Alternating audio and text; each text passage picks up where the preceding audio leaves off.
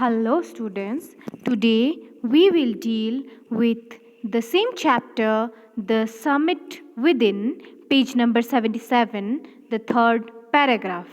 So, first I will read line by line, word by word. You look into the book or the video. I have a more personal answer to the question. From my childhood, I have been attracted by mountains. I had been miserable, lost, when away from mountains in the plains. Mountains are nature at its best. Their beauty and majesty pose a great challenge, and like many, I believe that mountains are a means of communion with God. Once having granted this, the question remains why Everest? Because it is the highest, the mightiest, and has defied many previous attempts. It takes the last ounce of one's energy. It is brutal struggle with rock and ice. Once taken up, it cannot be given up halfway even when one's life is at stake. The passage back is as difficult as the passage onwards. Okay. And then, when the summit is climbed, there is the exhilaration, the joy of having done something, the sense of a battle fought and won. There is a feeling of victory and of happiness. Glimpsing a peak in the distance, I get transported to another world. I experience a change within myself. Moving on to the next page, which can only be called mystical, by its beauty, a fullness, might, ruggedness, and the difficulties encountered on the way. The peak draws me to it, as Everest did. It is a challenge that is difficult to resist. Looking back, I find that I have not yet fully experienced why I climbed Everest. It is like answering a question why you breathe? Why do you help your neighbors? Why do you want to do good acts? There is no final answer possible. And then there is the fact that Everest is not just a physical climb.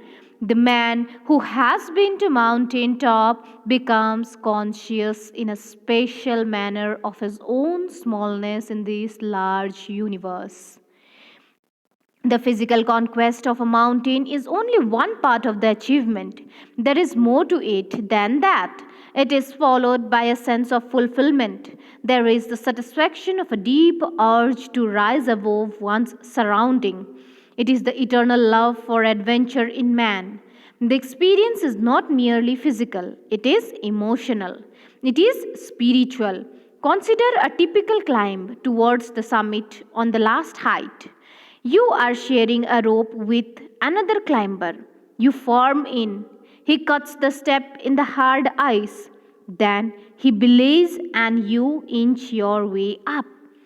The climb is grim. You strain every nerve as you take every step. Famous climbers have left records of the help given by others.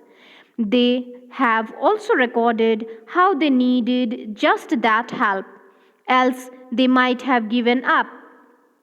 Breathing is difficult. You curse yourself for having let yourself in for this. You wonder why you ever undertook the ascent. There are moments when you feel like going back. It would be sheer relief to go down instead of up. But almost at once you snap out of that mood. There is something in you that does not let you give the up the struggle and you go on. Your companion keeps up with you. Just another 50 feet on 100, maybe. You ask yourself, is there no end?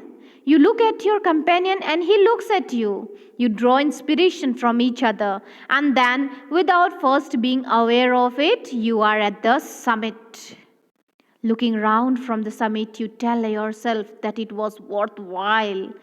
Other silvery peaks appear through the clouds. If you are lucky, the sun may be on them. The surrounding peaks look like a jeweled necklace around the neck of your summit. Below, you see a vast valleys sloping into the distance. It is an ennobling, enriching experience to just look down from the summit of a mountain. You bow down and make your obeisance to whichever god you worship. I left on Everest a picture of Guru Nanak. Rawat left a picture of goddess Durga. Fu Dorji left a relic of Buddha. Edmund Hillary had buried a cross under a crane, a heap of rocks and stones in the snow. These are not symbols of conquest but of reverence. The experience of having climbed to the summit changes you completely. There is another summit, it is within yourself, it is in your own mind. Each man carries within himself his own mountain peak. He must climb it to reach to a fuller knowledge of himself. It is fearful and unscrabble. It cannot be climbed by anyone else. You yourself have to do it. The physical act of climbing to the summit of the mountain outside is akin to the act of climbing the mountain within. The effect of both the climbs are the same, whether the mountain you climb is physical or emotional and spiritual. The climb will certainly change you. It teaches you much about the world and about yourself.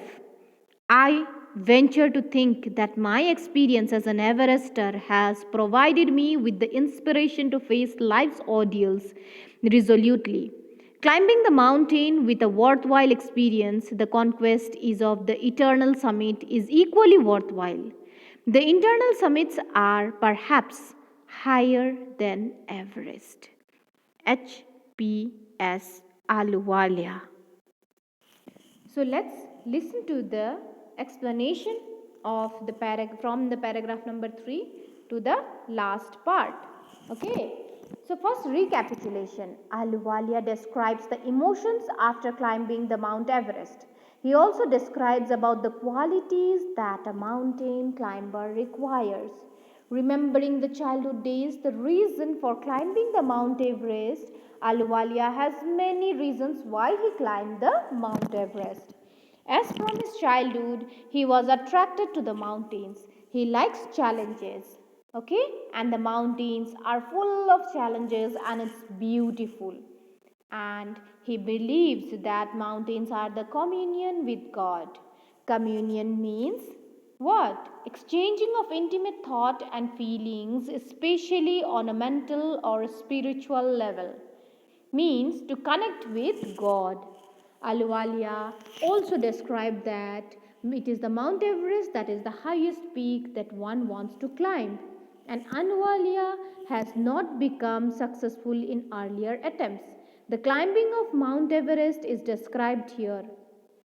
It was very difficult and brutal journey for Ahluwalia, and one could not return back after half walk on a half climbing or to half height.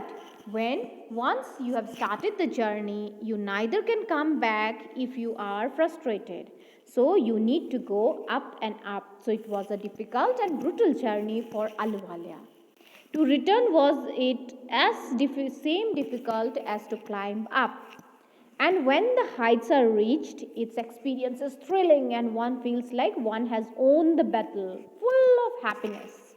The feeling of joy comes to the one who reaches the summit. And again, in this page, it is described that the view of the scenery of the mountains gives Ahluwalia the pleasure and his mind gets transported to another world. He could feel the change within himself and it is mystical or spiritual. The beauty of the mountains, the challenges, the difficulties, the roughness encourages Ahluwalia to reach the top or the summit of the Everest. And the Everest is full of challenges. It is difficult for him to not go and face the challenges. Okay, it is difficult for him.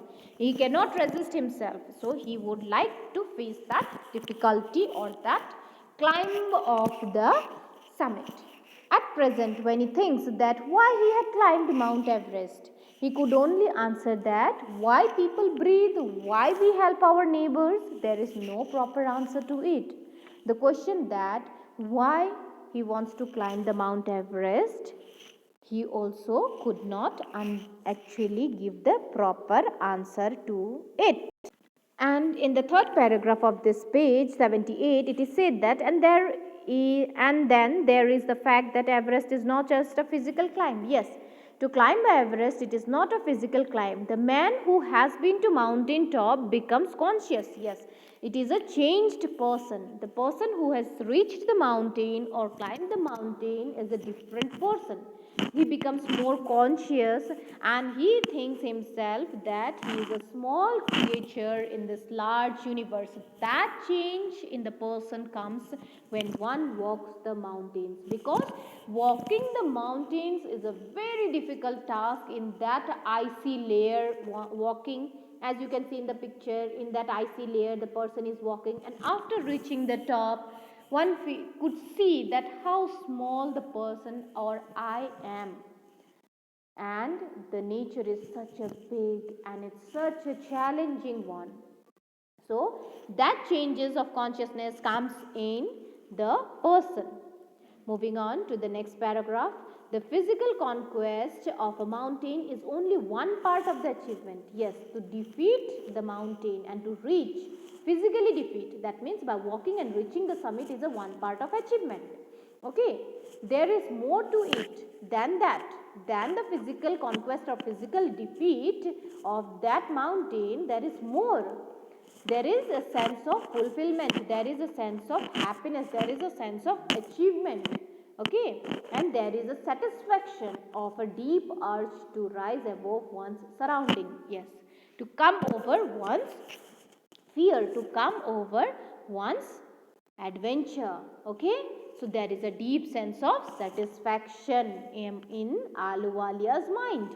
Okay, because his eternal love is adventure, so he loves adventure, and not only physical defeat of the mountain gives him gives him achievement, but also the sense of fulfillment gives him the another achievement. Okay, the experience is not merely physical, it is emotional, it is spiritual. Yes, it is not only physical means walking wise, it is also emotional, that means it gives him pleasure, satisfaction, fulfillment, and spiritual also, that means reaching the God, and his soul becomes very humble. Okay, so is that. Moving on to the next paragraph. Consider a typical climb towards the summit. On the last height, you are sharing a rope with another climber. You form in. See, okay, in this paragraph, his way of walking has been described. In this paragraph, the person who is heading Ahluwalia, what does he do? He breaks the ice with the icebreaker and then puts the hang or the hook on the ice. And with the help of the rope, they all climb up. The following men climb up. Okay. See, consider a typical climb towards the summit on the last height. Last height means you are about to reach now. You are sharing a rope with another climber. Yes, you share the same rope because one is going up, putting the icebreaker on the ice, and then you are holding the same rope. You form in means make yourself firm, make yourself tight. He cuts the steps in the hard ice. He cuts the steps, he breaks the steps with the ice cutter. Okay, and then makes a way, because there is no way, actually there is no path to go. People has to make their own path to reach the summit. So he cuts the steps in the hard ice. Then he belays and you inch your way up. And he belays means and he puts forward his leg and fix the rope and then you move along with him. Or at the back of him you also put the step. The climb is grim. Okay, the climb is grim means very dangerous. You strain every nerve as you take every step means it's very difficult. You strain every nerve, that means you become very fearful. It's very fearful. Okay, famous climbers have left records of the help given by others. They have also recorded how they needed just that help. Okay, and this climbing experience has been recorded, else they might have given up. Breathing is difficult. Yes, when you reach to the height, breathing become difficult because the oxygen level gets down in the height. You curse yourself for having let yourself in for this. Yes, while you are going up the summit or reaching the summit, you curse yourself that why you came here. It's a so difficult walk and you need to make your own path. You need to at least adjust with the oxygen level that is present there, and it's a very difficult task. You need to believe on each other, hold the rope and continuously walk on to reach the summit. You wonder why you ever undertook the climb. There are moments when you feel like going back. Yes, there moment comes when you feel like returning, not reaching the summit, but returning back to the camps in the Himalayas. It would be a sheer relief to go down. Yes, complete relief. If they sometimes they feel that it will be a complete relief, at least they are alive. That relief they will get if they come down instead of going up and going to the mouth of the death. They think like that while they are on the journey to summit, but almost at once you snap out of that mood. But again there is a mixed feeling that you break out of that mood and again you gain the confidence to reach the summit. There is something in you that does not let you give up. Yes, there is something confidence, or there is a inner feeling that it does not let you to give up the struggle that you are walking. You are about to reach the summit and you have to reach the summit, and you go on. Your companion keeps up with you. Yes, you go on, your next followers also go on. 1 feet, 2 feet, another 50 feet, or 100 maybe, and you ask yourself, you continuously walk 1 feet, 2 feet, 50, 100, continuously you walk on, and you ask yourself, means one who climbs ask oneself that when this steps or when this path will end and we will reach the top. And they look at each other, the companion or the team, and then gain the confidence, gain the inspiration from each other that if they can walk, why could not I? And then without first being aware of it, you are at the summit. And after after few steps, they did not realize they are actually at the summit. They are actually at the Mount Everest, the highest peak of the world. They did not realize that at first. They were not aware about it. After reaching there, after putting the leg, or after standing there, now they see the panoramic view of the world. Looking round from the summit, from the top, they tell their worth. Okay, they tell themselves their worth. They see that how small a creature can be and how beautiful the nature can be.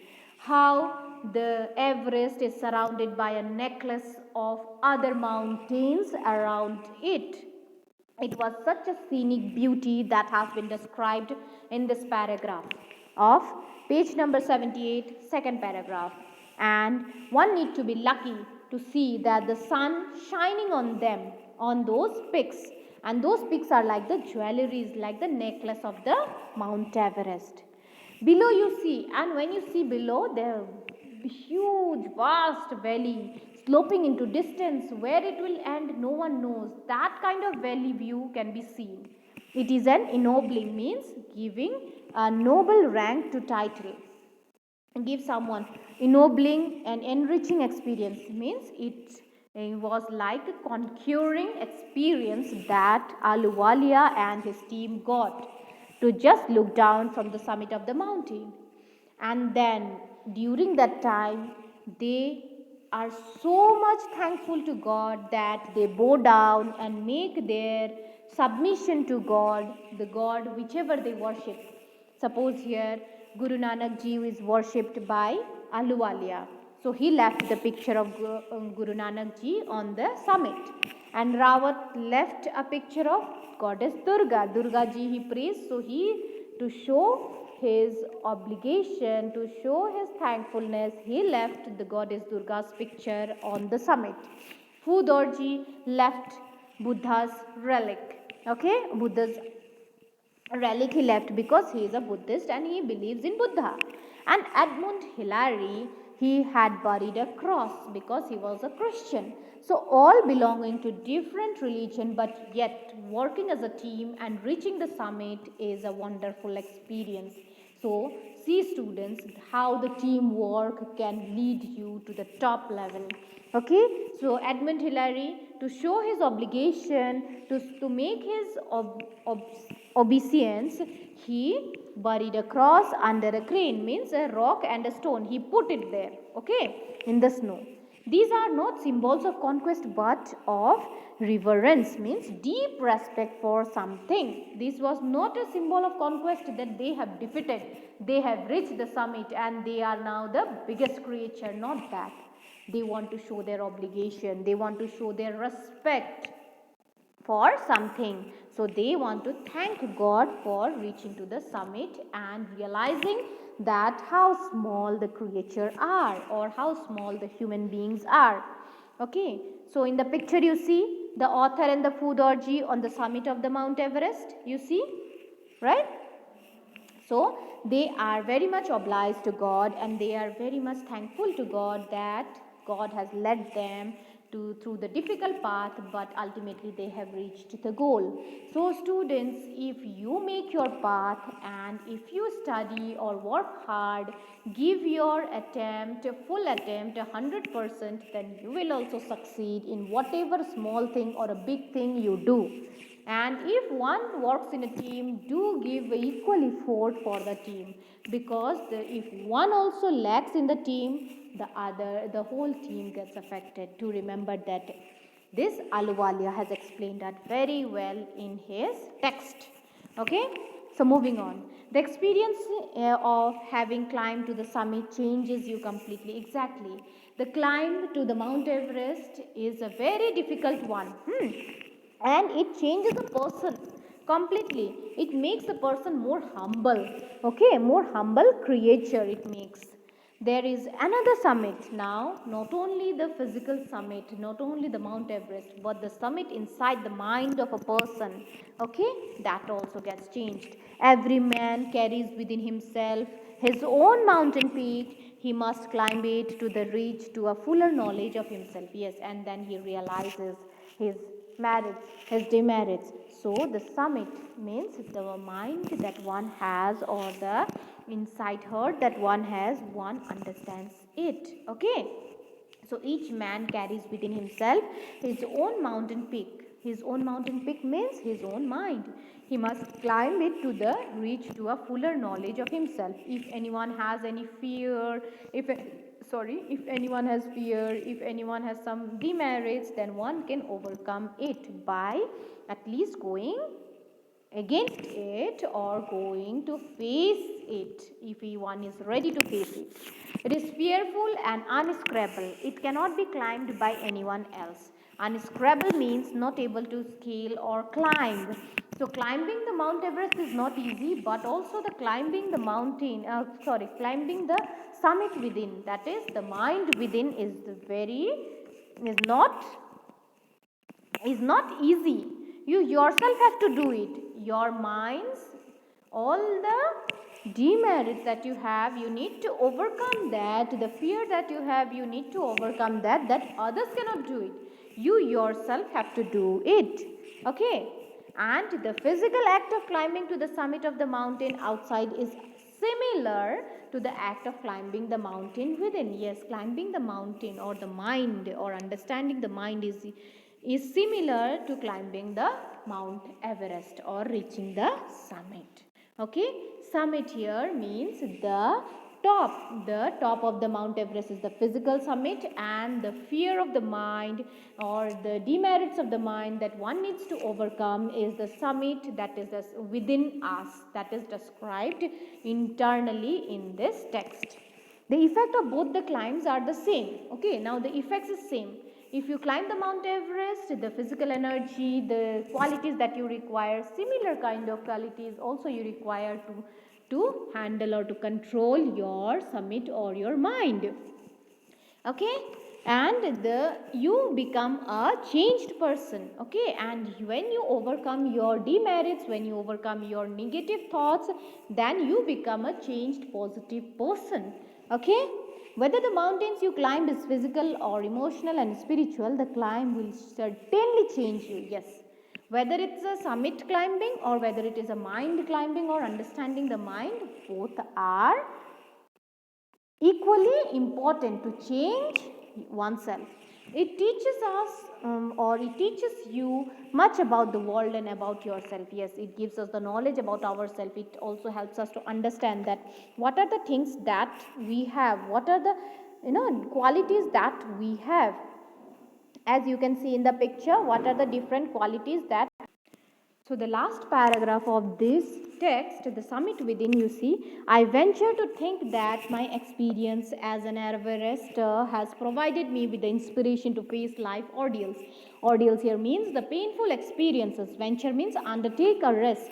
Yes, he has undertaken a risk to climb the Mount Everest. As an Everester, the painful experiences has inspired him, okay, with determination of firmness. Yes, with determination to overcome all the difficulties.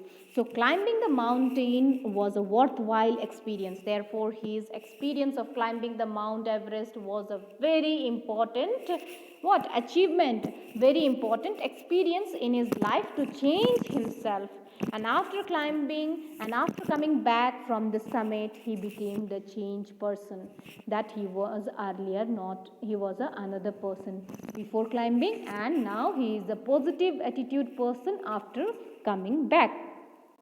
The conquest of the eternal summit is equally worthwhile. Yes, the defeat of the eternal summit means the mind, the fear of the mind. To erase the fear of the mind, to erase the negative feelings of the mind is equally important, and that he could also do it while going or while in the journey. It got transferred, or the negative attitude, the negative thoughts got changed into positive thoughts and positive attitude. So the eternal summits are perhaps higher than Everest. So reaching the Everest the highest point, is equally important along with the summit. The understanding the mind, overcoming the fear and difficulties of the mind is as equal, and it is even more important than reaching the Mount Everest. So the title, The Summit Within, here means not only reaching the Mount Everest, but overcoming the demerits, overcoming the the negative attitude that one has in his mind is more important, and one becomes a changed person if one could overcome those summit, or those, if one reaches those top and understands it. Okay, so with this we come to the end of our video, and the chapter, the summit within's explanation, is complete here. So with this I end my video. Thank you.